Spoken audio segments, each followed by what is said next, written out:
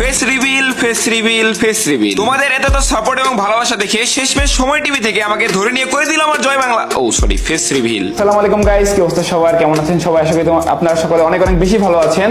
তো আজকে আমি চলে আসছি তানভীর ভাইয়ের কাছে, সময় টিভি বিনোদন আড্ডায় তানভীর ভাইয়ের সাথে কিছু আড্ডা দিতে, আমার সম্পর্কে কিছু বলতে এবং তার সাথে ফেস্টিভ্যাল সংক্রান্ত কিছু কথা বলতে।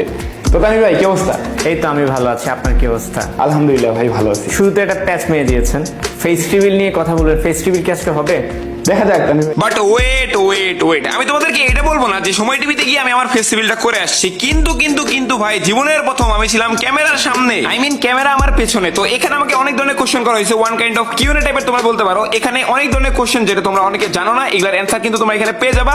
তো অবশ্যই তোমরা এখনই যাও, গিয়ে উড়া সাপোর্ট দেখায় আসো এবং কমেন্ট বক্সে কিন্তু হ্যাশট্যাগ রাত by YT, hashtag Bangladesh topper লিখতে তোমরা ভুলবা। আর হ্যাঁ, এই ইন্টারভিউটা কিন্তু ফেসবুক পেজ এবং ইউটিউব চ্যানেলে দুই জায়গায় আপলোড আছে। এবং ইউটিউব চ্যানেলের কথা যদি আমি বলি, তোমরা ইউটিউবে গিয়ে রাত ভাই ওয়াইটি ইন্টারভিউ লিখে সার্চ করলে চলে আসবে ভিডিওটা, অথবা সময় এন্টারটেইনমেন্ট লিখে সার্চ করলেও ভিডিওটা পেয়ে যাবে। আমার চ্যানেলে, আমার টিকটক আইডিতে, আমার ফেসবুক পেজে অথবা বিভিন্ন টুর্নামেন্টের লাইভে আমাকে তো অনেক ধরনের সাপোর্ট ভালোবাসা দেখাইলা। তো এইবার সময় চলে আসছে একটা নিউজ চ্যানেলের কমেন্ট বক্সে আগুন লাগানোর। তো চলো।